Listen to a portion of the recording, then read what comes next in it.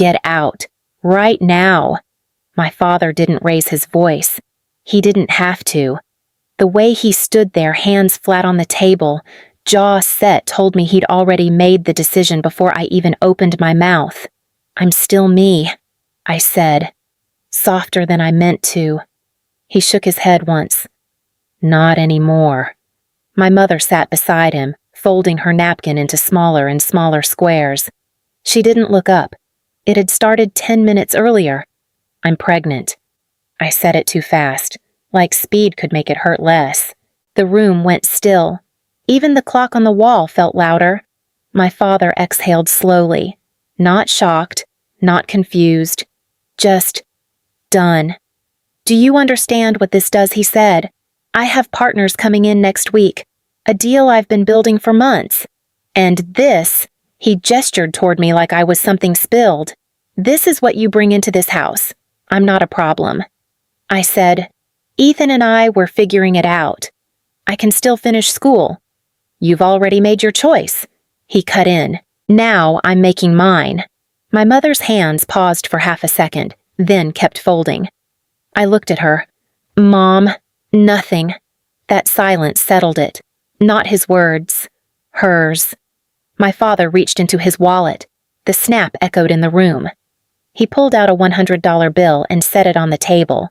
Precise, like he was closing a tab. Take it, he said. You have 10 minutes. You're serious. Yes. No shouting. No scene. Just a boundary drawn clean. If you walk out that door, he added, you don't come back. And you don't use this name. That landed heavier than anything else. My name. I stood there for a second, waiting for something to break, for someone to stop me. No one did. My mother stood up, walked to the mantel, and turned the family photo face down. Careful. Quiet. Like she didn't want to disturb anything. I grabbed a trash bag and started packing. Whatever I could reach. Shirts, jeans, things that didn't matter. My hands wouldn't stay steady. No one spoke. When I opened the door, cold rain hit my face. I stepped out, behind me. The lock clicked. I stood there, just long enough to feel it settle. Then I picked up the $100 bill where it had fallen into the wet concrete, wiped it on my jeans, and put it in my pocket. My name is Alyssa Carter. At least, it was. That was the night I stopped being one. I didn't remember how long I walked, just that my shoes were soaked through. Every step made that soft, stupid squish sound. I hated it. It made everything feel slower. I spent the $100 on a bus ticket and whatever cheap motel I could find when I got to the outskirts of Seattle. The room smelled like bleach and something underneath it. Old carpet. Damp. I didn't turn on the lights right away, just sat on the edge of the bed with the bag still in my hand. I told myself I was fine. I said it out loud. Actually, I'm fine. No one answered. I didn't sleep. Not really. I kept waking up, thinking I heard something, thinking I forgot something. Like, maybe if I went back fast enough, it wouldn't be real. By the second day, I stopped thinking about going back. By the third, I couldn't feel my hands properly. I remember standing in the hallway outside my room. The floor felt uneven under my feet. I leaned against the wall because everything tilted a little. Then I was on the ground. I don't remember falling. I remember a voice. Hey, look at me. I blinked. Slow. A woman was crouched in front of me. Late 50s, maybe. Short hair. No makeup. Eyes that didn't look away. You're not okay, she said. I'm fine. I said again. She shook her head once. No, you're not. She didn't ask who I was. Didn't ask where I came from. She just helped me sit up. Wrapped something around my shoulders. A blanket. Rough fabric, but warm. Can you stand? She asked. I tried. Didn't work. All right, she said, already adjusting. We'll do it slower. She got me back into the room, sat me on the bed, then disappeared for a second and came back with a cup of something hot. Drink, she said. I held it. My hands were shaking so bad it almost spilled. She didn't comment. I took a sip, burned my tongue a little, didn't care. "What's your name?" she asked. "Alyssa." She nodded. "I'm Lydia." That was it. No last name. No follow-up. I stared at the cup. "You don't want to know what happened." She leaned back in the chair, crossed her arms. "If you want to tell me, you will," she said. "If you don't, I don't need it." I swallowed. "They kicked me out," I said. She didn't react. "Pregnant." I added, 18. Still nothing. No pity, no shock, just listening. "I don't have anywhere else," I said. "I don't stop." She said, not harsh, just firm. "You're not a problem I need to solve tonight." I looked at her. She held my gaze like she meant it. "They didn't throw you away," she said quietly. "They just lost the right to watch what happens next." Something about the way she said it. It didn't feel like comfort. It felt like a statement, like something already decided. I looked down at the cup in my hands, then at the floor. I didn't say thank you. Honestly, I didn't know how, but I didn't push her away either. And for the first time since I walked out that door, I didn't feel completely alone. The nurse didn't look at me when she said it. "I'm sorry. There was too much stress on your body. Severe dehydration. You lost the pregnancy." Her voice was steady, practiced, like she needed it to be. I sat there, paper crinkling under me, staring at the plastic bracelet on my wrist. "No," I said. It came out quiet, automatic.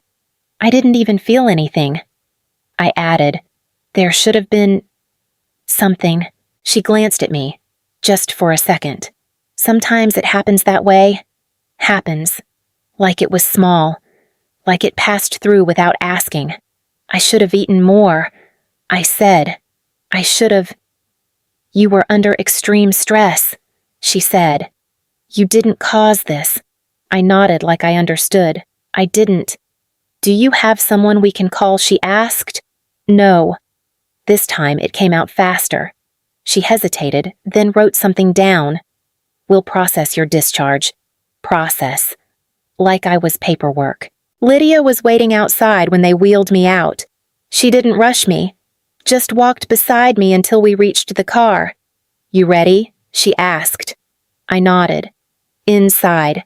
I kept my hands in my lap, staring at nothing.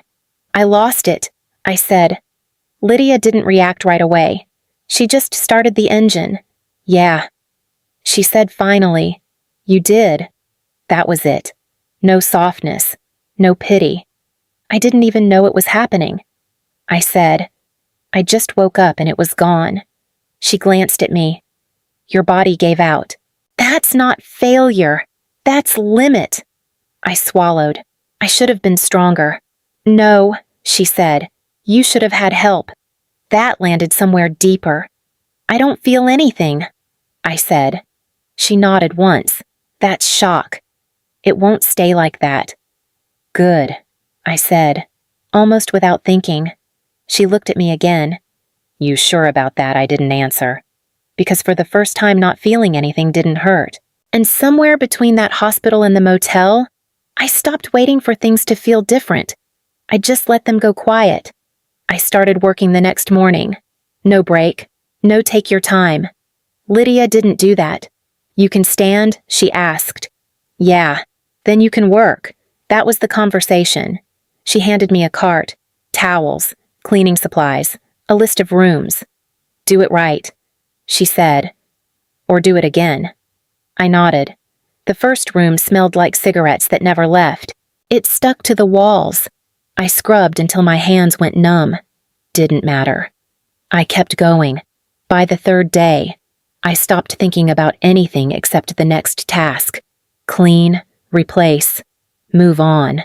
At night, Lydia would sit behind the front desk with an old laptop open. "You ever use one of these?" she asked. "School stuff." "Not really." "Sit," she said. I did. She pulled up a spreadsheet. Rows of numbers, payments, dates. Look at this, she said. Tell me what you see. Numbers, I said. She gave me a look. Look again. I leaned in, tried harder.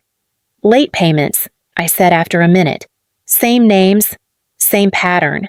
She nodded once. Good. That means what? That means someone's lying. She said. I frowned. How do you know? Because numbers don't forget. She said.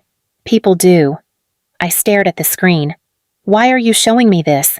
I asked. She leaned back. Because you need something that doesn't change on you. She said. I didn't answer. She tapped the table. Learn this, she added. And no one gets to corner you again. I stayed there longer that night, scrolling, clicking, trying to make sense of it. Honestly, it felt better than thinking about anything else. Cleaner. By the end of the week, I started seeing it faster. Patterns, gaps, things that didn't line up. Again, Lydia would say. So I did. I worked during the day, learned at night, didn't talk much, didn't need to. At some point, I realized something. I wasn't trying to survive anymore. I was trying to understand. And once I started understanding, things didn't feel random anymore. They felt predictable, controlled. I held on to that. I didn't plan it. I just kept showing up.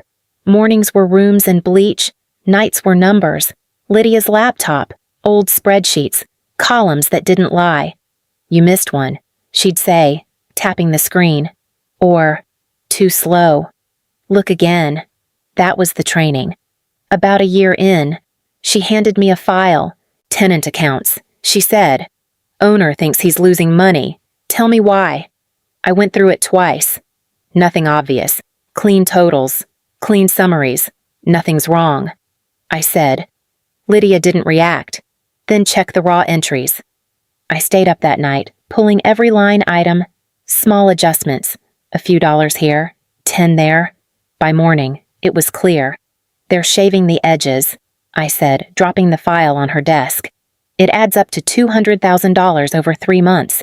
She flipped through. Slower this time. Then she closed it. Good, she said. First time I heard it. A week later, the owner showed up. Suit too sharp for the place. That her, he asked. She found your leak, Lydia said. He looked at me. You got a degree? No. He frowned. Then how'd you see it? I stopped trusting the summaries. I said, I checked what they didn't think anyone would. He nodded once. I need that, he said. Full time. I hesitated. Lydia crossed her arms. Don't stay where it's easy. I looked at her. You want me gone, I want you better, she said. That was enough. The first months were rough. I missed things. Trusted the wrong data. Called patterns that weren't there. You're guessing. My supervisor said, I'm learning. I replied. He didn't like that. So I slowed down, verified everything, built it step by step. Eventually, the patterns started holding. And when they held, people listened. Years later, I signed the documents for my firm, Carter Vale Analytics. I didn't celebrate. I just looked at the name. Carter. Still there. But this time, it meant something I built, something no one could take back. I didn't go looking for it. It showed up in a portfolio we were reviewing distressed commercial loans tied to small developments, messy files, incomplete histories. Skip it, Marcus said. Low priority. I kept reading. Something didn't line up. Same cosigner across multiple loans. Same pattern of extensions. Same address from years ago. My name. I zoomed in. These were guaranteed under me. I said. Marcus leaned over. Before you were 18. Yeah. He went quiet. That's not legal without a guardian signing. I kept digging. The signatures were consistent. Too consistent. He signed for me, I said. Used my name to secure better terms. Marcus exhaled slowly. And when the projects failed, the lenders held the guarantees. I nodded. By the time I mapped everything, the exposure was clear. $3,600,000, spread across multiple lenders, most of it already classified as distressed and sold off. "You're gonna dispute it?" Marcus asked. I shook my head. "Why not?" he said. "You could unwind half of this, because it's already out there." I said, "Sold, repackaged. No single point to fight." He studied me. "So, what's the play I closed the file?" "I buy it." "That's a lot of paper," he said. "It's discounted." I replied.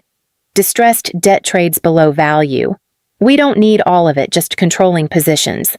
Marcus leaned back. "You're serious?" "Yeah. We did it properly. No shortcuts. We worked through brokers, bought blocks of the debt on secondary markets, and documented every transfer. Slow, quiet, legal. By the end, we didn't own everything, but we owned enough. Enough to approve restructures, enough to block refinancing, enough to decide what moved and what didn't, all tied back to one borrower, my father. Marcus slid the summary across the table. "You control the outcome now," he said. "I know. He won't see it coming. He doesn't need to." Marcus leaned forward. "You could force default. End it." I looked at the numbers. Clean. Ordered. "I'm not ending it," I said. "Then what I'm setting the terms." He nodded slowly. "That's worse." "Yeah," I said. I didn't call him. Didn't warn him. From that point on, every extension, every negotiation, every attempt to stay afloat ran through something I held. He thought the system was keeping him alive. It wasn't. I was. And for the first time, everything made sense. Not emotional, not personal, just controlled. The alert came in while I was on a call. "Hold," I said, muting. Security feed, front entrance, 2 figures. I zoomed in and just like that, 22 years collapsed into a single frame. "Marcus," I said. He stepped over, glanced once. "That them. Yeah, they look older. They're not different," I said. The intercom lit up. I let it ring. Once. Twice. Long enough. Then I answered. "Yes." My father leaned toward the camera. Same posture. Same certainty. "Alyssa," he said, "we need to talk. It's always urgent when you say it." I replied. A pause. My mother stepped closer. "We're not here to argue," she said. "We want to fix this. Fix what I asked." Another pause. Then my father said it. "We know about the child." Everything in me went still. Marcus glanced at me. "You expecting that no?" "On the screen?" My father continued. "We spoke to people, old contacts. You've kept things quiet, but not invisible. So that's where it came from. Fragments. Assumptions." "You're wrong," I said. "That's not what we've been told." He replied. "And if there is a child, he belongs to this family." There it was. Not concern. Claim. "You should leave," I said. My mother shook her head. "We didn't come this far to leave. A demand, not a request." Marcus crossed his arms. "I can shut this down." I kept watching the screen. My father didn't move. Still waiting. Still certain. "No," I said. I stood up. "Let them in." Marcus looked at me. "You sure?" "Yeah." The lock released downstairs, and for the first time in 22 years, I chose to open the door. They didn't come in like guests. They moved through the space like they were evaluating it, quiet, deliberate. My father's eyes tracked everything. My mother followed, composed, careful. "You've done well," she said. I didn't answer. Marcus stayed near the door. Close enough. My father sat without asking. "You've changed," he said. "I had to," I replied. He nodded once, like that confirmed something. My mother leaned forward. "We didn't come to argue," she said. We came because this doesn't have to stay broken. It's not broken, I said. It's finished. She didn't react to that. We've made mistakes. She continued. We're willing to acknowledge that, quietly, properly. My father slid a folder across the table. There's a plan, he said, handled through a firm that specializes in reputation recovery. I didn't touch it. They'll position this as a reconciliation, he added, a family that corrected itself. It protects everyone involved. Everyone. My mother softened her voice. You don't have to carry everything alone anymore. I looked at her. That's not what this is about. My father leaned in slightly. It's about continuity, he said. What comes next? There is no next for us, I said. He held my gaze. There is, if there's a child. There it was again. Not concern. Leverage. You built something here. He continued. A name. A future. That kind of thing shouldn't stand alone. It already does, I said. My mother glanced at the folder. We can make this clean. She said, no conflict, no exposure, just resolution. Resolution, like it could be arranged. I leaned back, letting the silence stretch. They thought they were close. I could see it. My father waited, certain. My mother watched, hopeful, or pretending to be. I exhaled slowly. All right, I said. They both leaned forward, and then I said, there's something you need to understand first. There is no child. I said it clean. No build-up. No soft landing. My mother blinked first. My father didn't. That's not funny, he said. I'm not joking. Silence stretched across the room. Heavy, off balance. My mother shook her head slightly. We've seen enough to know that's not true.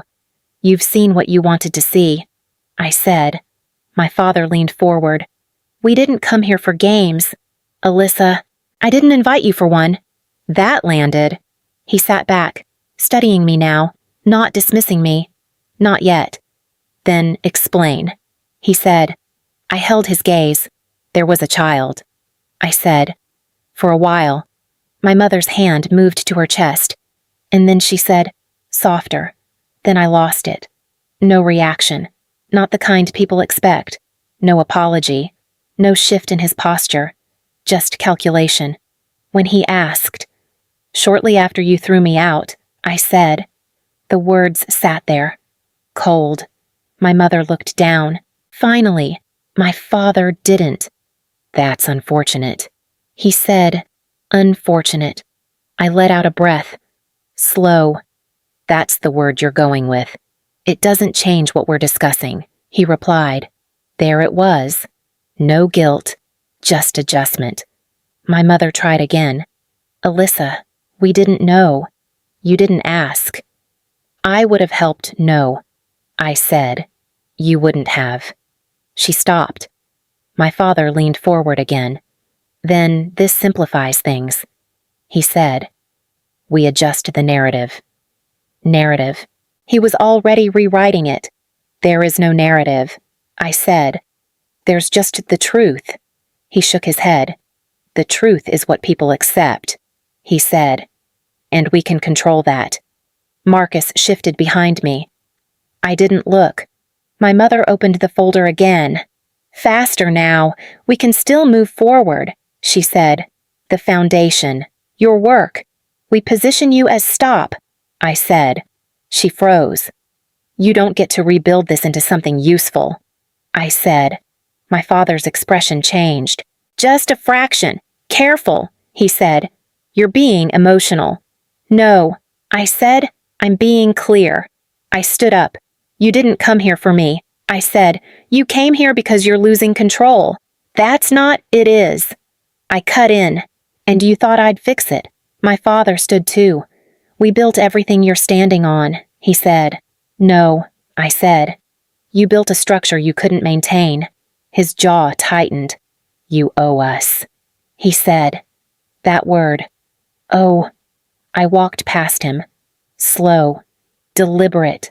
To be clear, I said, turning back, you didn't lose a grandson. They both looked at me. You lost the chance to pretend you ever deserved one. Silence. Real this time. My father didn't speak. My mother didn't move. The balance had shifted. Completely. And for the first time since they walked in, they didn't know what to say next. They didn't argue on the way out. That told me enough. My father paused at the door. You think this ends here? It does for me, I said. He shook his head. You're making a mistake. No, I replied. I stopped repeating one. My mother stepped forward slightly. We can handle this quietly, she said. There's no reason to make it public. I looked at her. That's the difference. I'm not hiding it anymore. Marcus shifted just enough to close the space. My father glanced at him, then back at me. You're choosing to burn this. I'm choosing not to carry it, I said. He held my gaze a second longer. Then he left. My mother lingered half a step behind, like she was waiting for something, a word, a change. I gave her neither. The door closed. Quiet. Final. Marcus exhaled. That was clear. Yeah, you good I am. He nodded once and walked out. I sat down and reached into my pocket. The $100 bill, still folded the same way. For a moment, I turned it between my fingers, thought about throwing it away. I didn't. I opened a drawer, took out a file, blank tab, wrote closed accounts, placed the bill inside, shut it. I didn't announce anything, didn't explain. I just stopped answering to the name they gave me, built something else instead. And this time, it stayed mine.